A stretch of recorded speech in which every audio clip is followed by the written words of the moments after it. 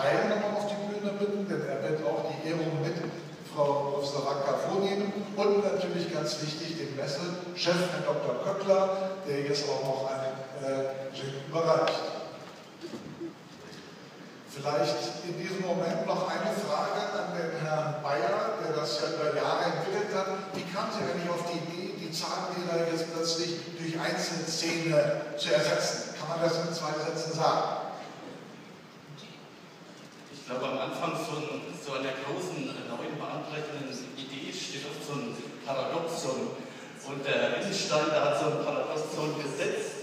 Und wir haben darauf reagiert und haben gesagt, das kann man eigentlich gar nicht machen. Und wenn man sich doch systematisch mit auseinandersetzt, kommen eben dann doch solche Ideen. Ja, vielen Dank.